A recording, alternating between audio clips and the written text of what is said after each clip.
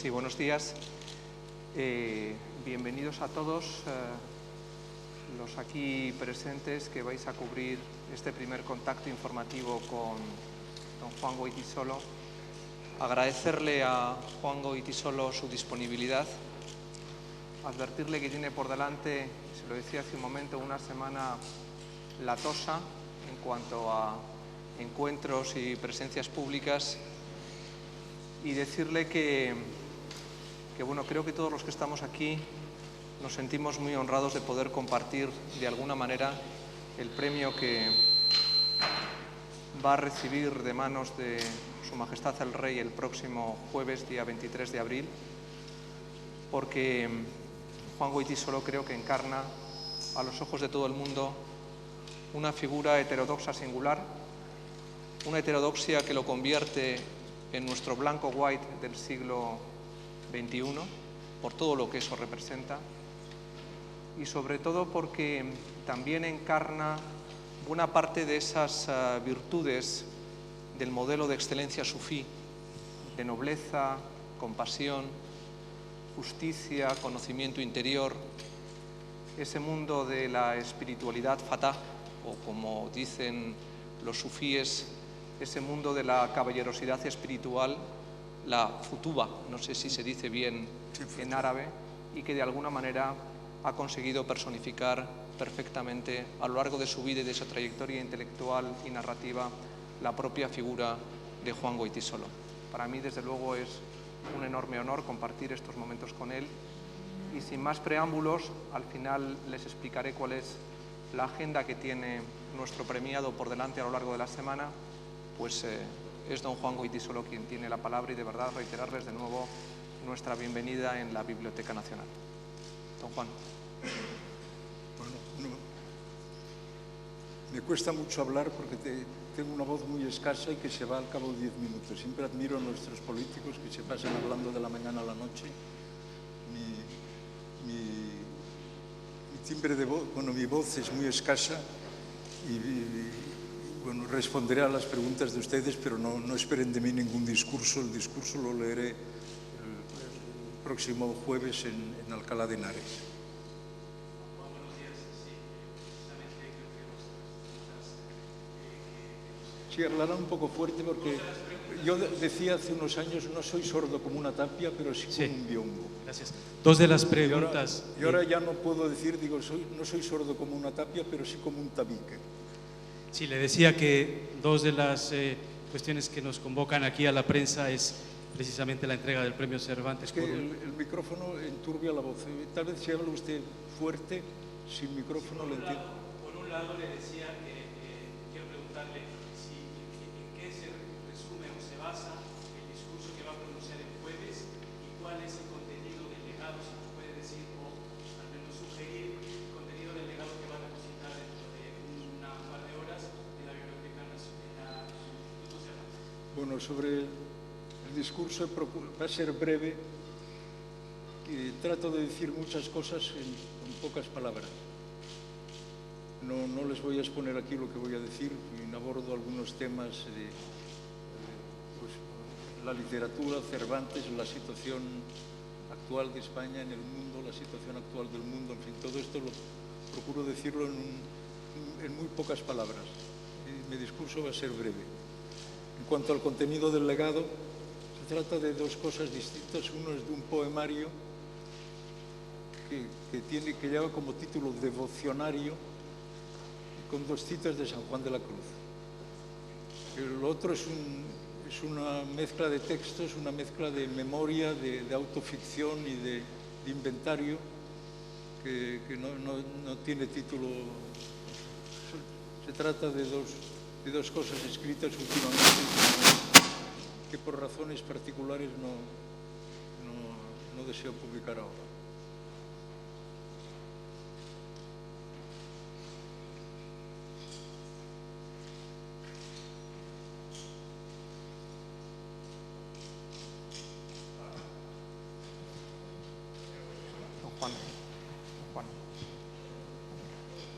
Juan, a usted no le gustan las cosas institucionales, o no al menos mucho, y la entrega del premio Cervantes es un día pues de cierta solemnidad y protocolo, etcétera.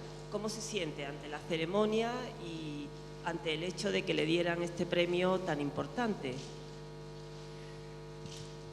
Bueno, he procurado blindarme para lo que me espera. La verdad, nunca he sido aficionado a este tipo de actos públicos. La escritura es un acto solitario y privado y llevo una vida desde hace bastantes años muy retirada y me siento un poco como un polizón en un gran transatlántico, para decirlo de alguna manera.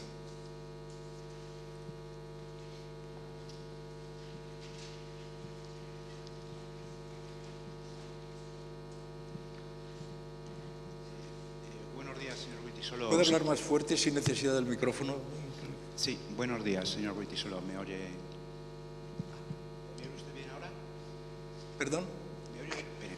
Señor Goytisolo, ¿me oye bien ahora? Que si le oye bien. Que si le oye. Le pregunta que si le está oyendo. Si le estoy... ¿Me oye ahora bien, señor Goytisolo?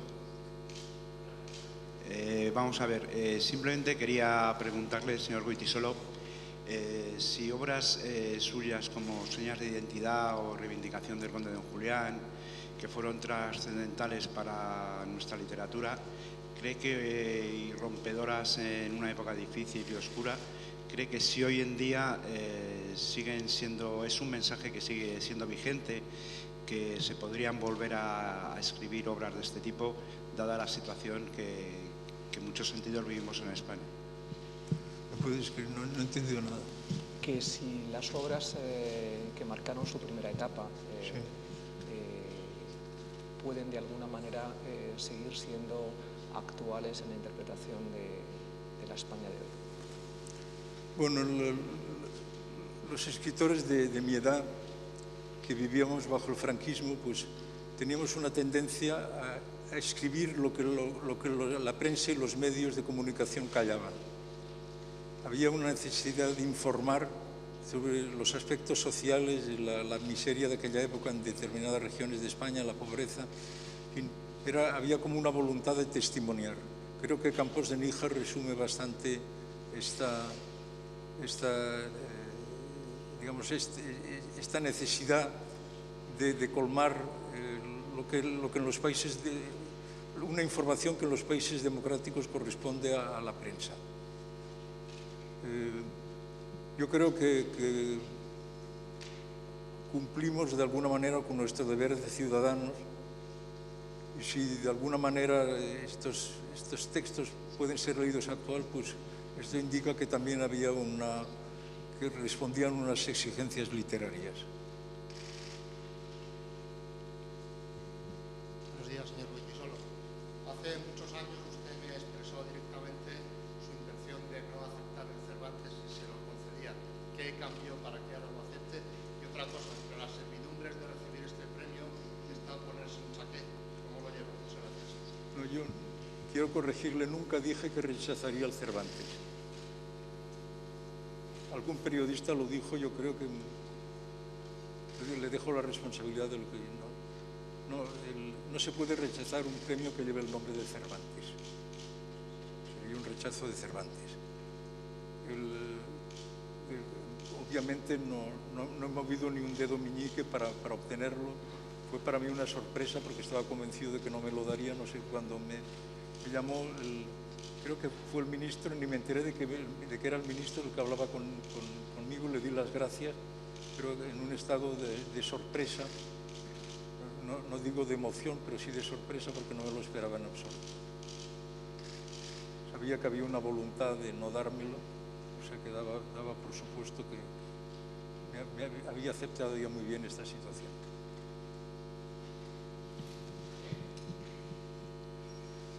Que si le importará vestirse con chaqué. Que si le importará vestirse con chaqué. No voy a vestirme con chaqué, iré vestido normalmente. Puestos a disfrazarme, me pongo una chilaba. sea, es absurdo pedir a un viejo de 84 años que se disfrace. Yo voy a ir vestido normalmente y bueno, pues no, desde luego nada de chaqué ni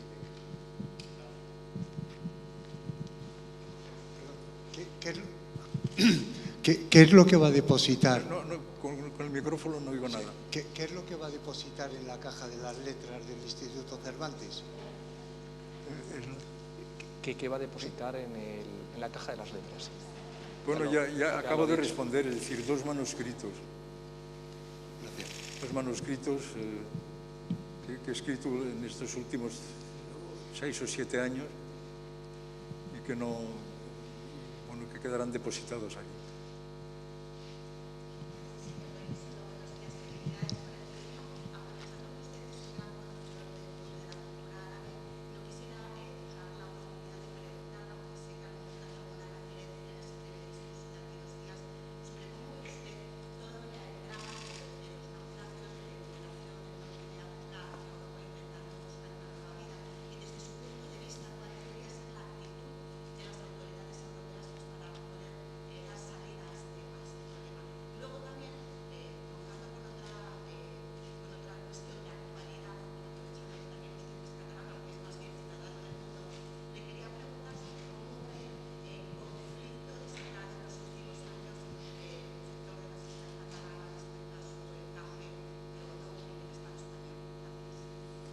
Bueno, lo que está ocurriendo en el Mediterráneo es absolutamente abominable y es una vergüenza de que no haya una coordinación europea para, digamos, para vigilar lo que pasa, la situación de descontrol que hay en Libia, es decir, hace que sea casi imposible, es decir, se necesita un esfuerzo común para parar esta huida. El problema es que desde que la especie humana existe, siempre las emigraciones forman parte de la condición humana. La naturaleza tiene horror al vacío y cuando los puestos de trabajo no cubiertos en una zona, pues siempre llegarán voluntarios de otras zonas para cubrirlo. Es decir, que hay como un flujo imparable de todo el continente africano, no solo de la totalidad del continente africano, que parten de la situación de Libia para intentar llegar a las costas italianas. Es una vergüenza por parte de la Comunidad Europea que no tener una política común para frenar este flujo migratorio y por lo menos dar acogida. Yo entiendo que sea una carga excesiva para Italia el tener que abordar la llegada según he leído, el año pasado ya entraron 280.000 personas. En España tenemos en pequeña escala los enclaves de Ceuta y de Melilla con este sistema terrible de vigilancia que hay ahí.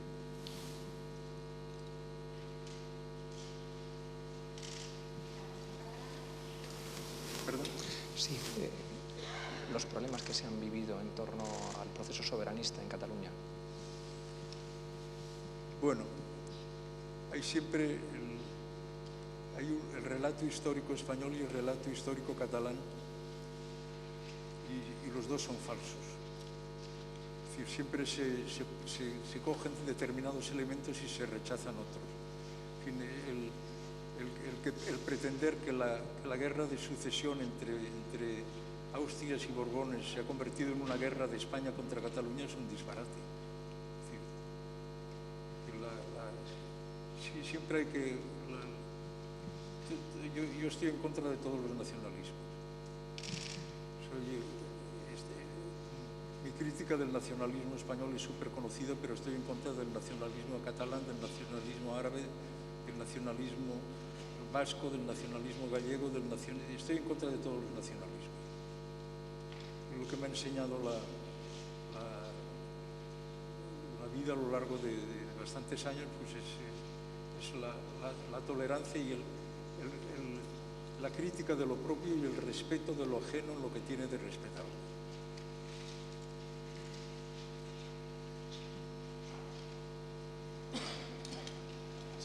Por aquí. Juan, ¿me escucha bien? Si puede levantarse, que Sí. le oiga. Al hilo ahora precisamente de la actualidad, me gustaría preguntarle por los casos de corrupción que también usted ha criticado notablemente en sus artículos y en sus libros. ¿Me escucha? No. Le pregunta por los casos de corrupción que en estos momentos molestan tanto en la política nacional. Mire, Y sí tiene... yo creo que el contenido informativo de una noticia está en función de su improbabilidad. Es decir, cuanto más improbable sea, más noticia es. Por ejemplo, 1000 muertos de hambre en el continente africano no es noticia, se da por supuesto. Si hubiese 10 muertos de hambre en Holanda, sería una notición que ocuparía toda la página, porque pues, en función de estos principios yo creo que para dar un contenido informativo sería anunciar en toda la prensa: fulano de tal, hace 20 años que está en el gobierno y no ha robado ni un céntimo. Entonces todo el mundo se quedaría admirado y sería una noticia enorme.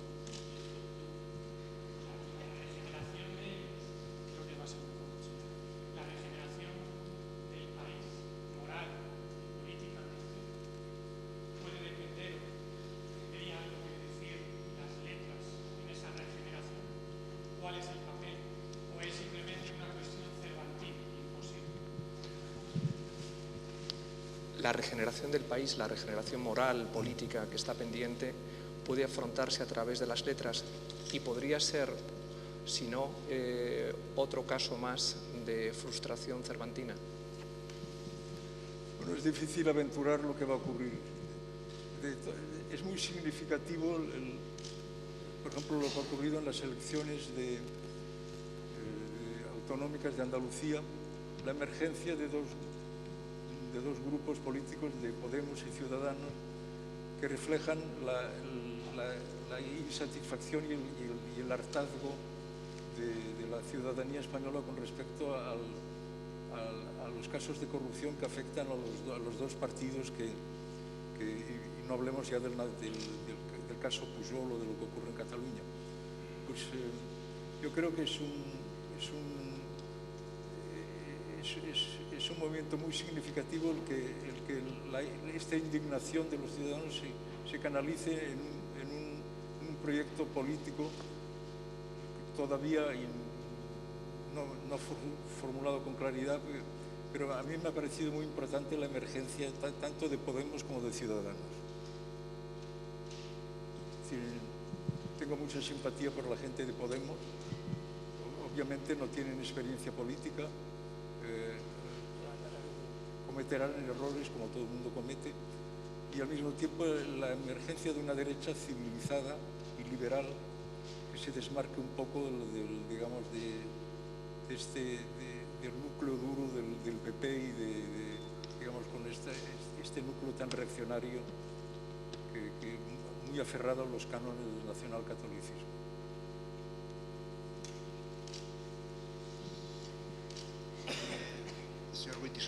Señor Goytisolo, ¿cree usted que su obra literaria ha trascendido a las nuevas generaciones y ha influido en otros escritores de hoy en día, españoles? Que si ha ejercido usted una influencia en las jóvenes generaciones de escritores y creadores españoles. Sería muy pretencioso de mi parte hablar de que influyo sobre alguien, no lo sé. En fin, hay escritores jóvenes cuya labor estimo mucho y que me dicen que han leído con interés mis obras, pero en fin, nunca he pretendido ser el maestro de nadie.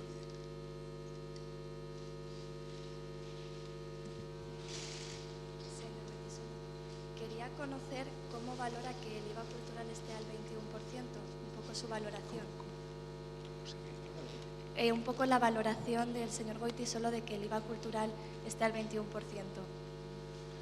Le pregunta por cuál es su valoración acerca de que el IVA cultural esté en un 21% en España. Un 21% en España. ¿Cómo valora que el IVA cultural esté en un 21% en España? ¿Pero qué es este 21%? El IVA. El IVA que se aplica a los espectáculos culturales. En fin, realmente no puedo responder. Hablo de lo poco que sé y no de lo mucho que no sé. En fin,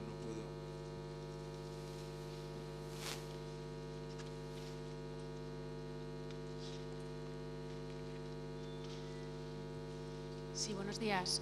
¿Sus libros de referencia? Sus libros de referencia. Ajenos. Libros Entiendo ajenos. que ajenos. Pues dentro del canon de la literatura española, no del canon nacional católico, sino el que me he forjado yo mismo, pues son desde luego el Quijote y la Celestina, desde luego. Luego soy muy aficionado a la obra, a la literatura española del siglo XV.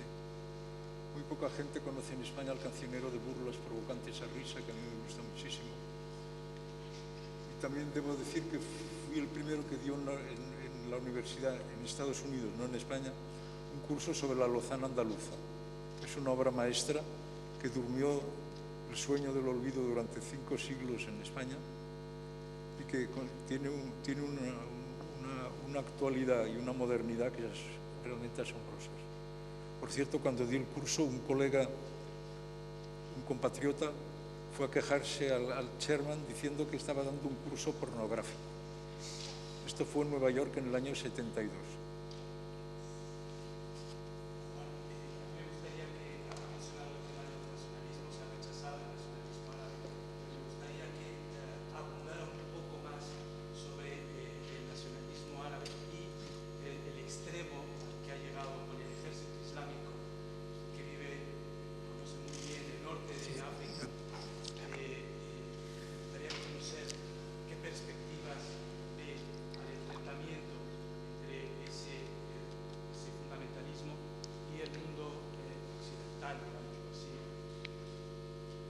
Bueno, yo creo que el mundo árabe está viviendo una situación muy parecida a la de Europa en la guerra de fines del siglo XVI y principios del siglo XVII. Estamos entrando en una guerra de 30 años que va a durar décadas y no hay que olvidar que la violencia que hubo en aquella época en Europa, en España, por merced a la represión tan dura de la Inquisición, se evitó lo que en el canon nacional católico llaman el contagio luteranista o luterano, pero en un país como Francia, pues en 24 horas, en la noche de San Bartolomé, mataron a 2.500 personas, es decir, que eran episodios de una violencia sanguinaria que recorría toda Europa durante décadas. Y desdichadamente el panorama tal como lo veo ahora en la mayoría de países árabes, pues es muy pesimista. Es decir, yo recuerdo cuando hubo la caída de Mubarak, fui a Egipto y estuve hablando con los jóvenes del movimiento del 25 de enero que provocaron la caída del dictador y estaban muy entusiasmados. Yo les dije, mire, una cosa es la libertad que han conseguido y otra es la democracia. Para llegar a una democracia el camino es muy largo.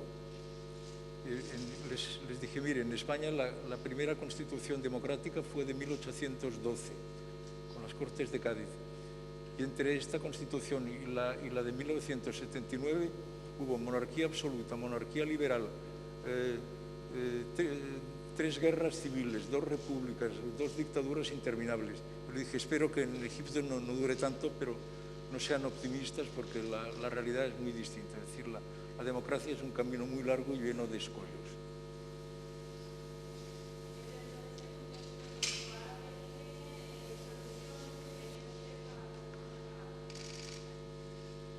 Dentro del contexto problemático que tiene el mundo árabe, ¿cuál ve usted que es la solución para el problema saharaui? Es un problema muy difícil de resolver. Sobre este tema escribí en los años 70 en la revista Triunfo 2 artículos largos que luego fueron resumidos, concretados en un libro que se llama El problema del Sáhara. Es muy difícil responder porque todo esto es el resultado del colonialismo, porque a diferencia de otros países, Marruecos fue colonizado por España y por Francia. Es decir, que si seguimos lo de las fronteras legadas por el colonialismo, en Marruecos habría un Estado libre en Tánger, otro en el antiguo protectorado español, otro en el protectorado francés, otro en Sidi Ifni, otro en fin, era una situación que lo que no podía prever es que iba a durar tanto tiempo.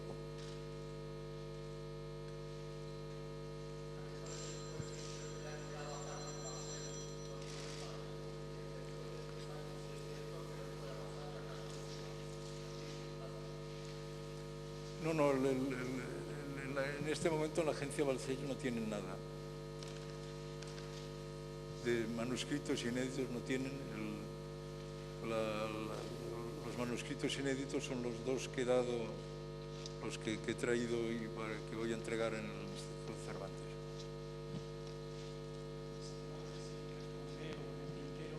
La pregunta del papel del escritor, la regeneración política, moral de España en 2015. El papel que el escritor puede desempeñar en la regeneración política, moral, cultural de España en el año 2015. Para bien o para mal, el escritor tiene muy poca influencia en la sociedad. Es decir, hay periodos, precisamente es en las dictaduras, cuando a veces los que se oponen, digamos, a la monopolización del poder político, pues tienen como expresan lo que los demás no pueden decir. Actualmente en las sociedades democráticas este papel del intelectual ha quedado muy difuminado. Buenos días, ¿me escucha? Aquí, ¿me escucha? ¿Bien? Con respecto un poco en esa línea, ha dicho que su generación asumió la literatura o el hecho literario con una vocación de testimoniar y que como ciudadanos habéis cumplido con lo que era vuestro, que considerabais que era vuestro deber. ¿Cómo siente que es esa situación o ese quehacer, ese compromiso ciudadano de los escritores de las generaciones más recientes?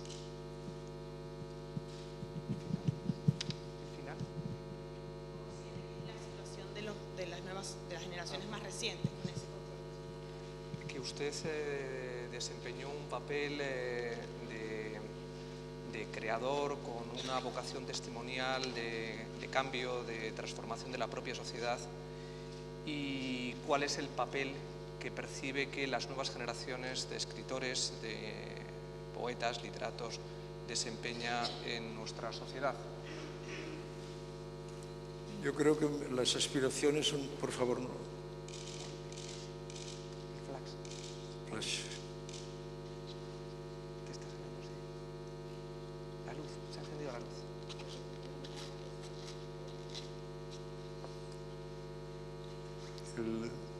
No, yo digo que hay que ser muy modestos. Yo no creo que el escritor pueda...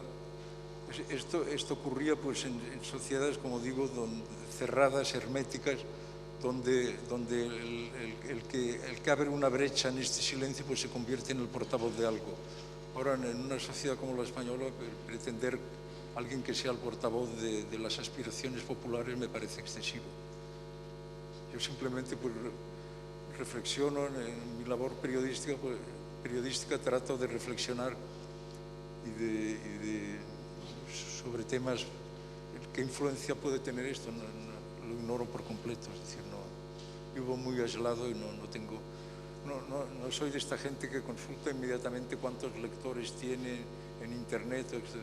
Yo vivo al margen, sigo escribiendo a mano y no tengo ninguna relación con las tecnologías modernas. O sea que no estoy nunca al tanto de si se me lee o no se me lee, ¿no? Y, señor Goytisolo, en este orden de cosas del papel del intelectual, ¿qué opinión le merece también que, por ejemplo, en España cada vez son más los intelectuales que se han metido en política? Por ejemplo, poetas, escritores, pensadores o profesores. ¿Qué le parece el hecho de que en España cada vez más intelectuales, léase profesores, poetas, escritores, hayan decidido dar el paso de estar en política? Bueno, a veces es algo bueno para la literatura si se dedican a la política.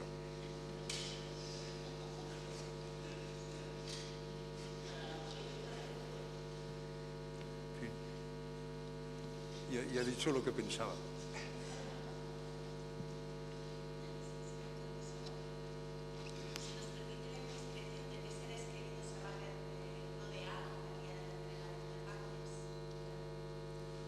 Que si le permite la indiscreción de saber cuáles son las personas queridas que le van a acompañar en la entrega del Cervantes. No me obliga a trazar una lista de las personas queridas, van a haber algunos familiares, algunos allegados, amigos. En fin, yo no sé si hay alguna otra pregunta. Don Juan, ¿usted está cómodo? ¿Quiere continuar con preguntas? Un par más y nada más. Sí, una pregunta. Va a tener el honor de ser el primer Cervantes que lo recibe de la mano del rey Felipe. ¿Le hace ilusión? ¿Le dirá algo a Felipe? ¿Cómo ve la figura del nuevo rey de España? Que va usted a ser el primer Cervantes que reciba el premio de la mano del rey Felipe VI. Si eso para usted tiene una especial ilusión, le supone algo que quiera trasladar, vamos. Bueno, ha habido un rejuvenecimiento generacional que me parece muy bien y me alegra que sea el nuevo rey el que me otorga el premio. Es decir, no voy a entrar en valoración sobre el reinado de su antecesor, pero obviamente pues el cambio ha sido positivo.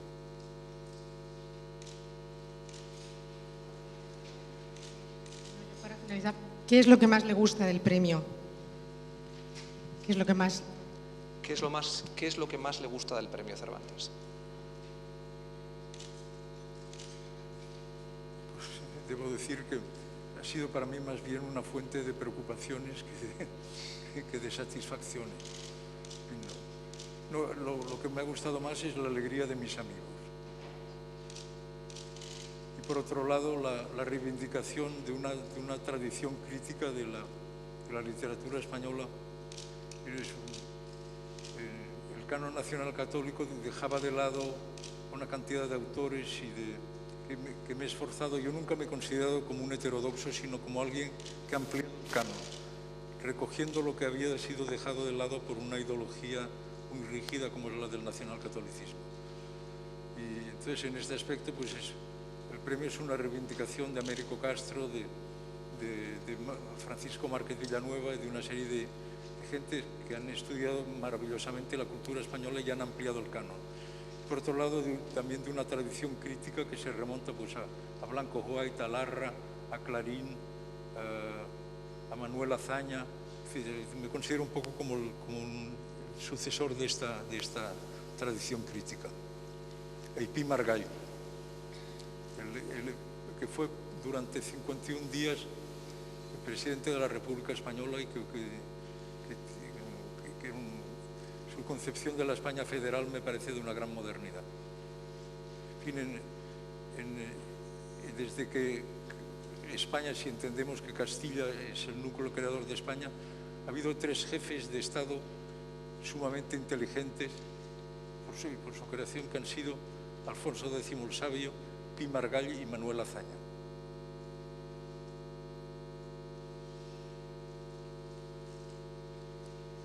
Bueno, pues le iba a decir que no podíamos estar más de acuerdo en muchas cosas.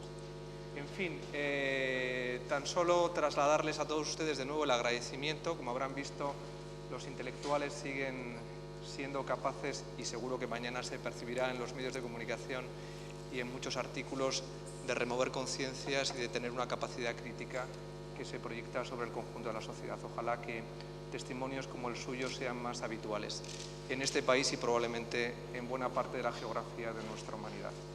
Dicho todo eso, recordarles que ahora a las 12:30 es el depósito de los manuscritos que ya ha anunciado don Juan, que presentará en la Caja de las Letras en el Instituto Cervantes, que a la 1 hay la inauguración de una exposición sobre el Quijote también en el Instituto Cervantes, y que a la tarde, a las 7, tendrá un encuentro con lectores en la Casa del Lector. Esto es lo que hoy tiene don Juan Goytisolo en la agenda. Así que administre sus energías, como le decía, y bueno, muchas gracias de nuevo a todos y hasta pronto.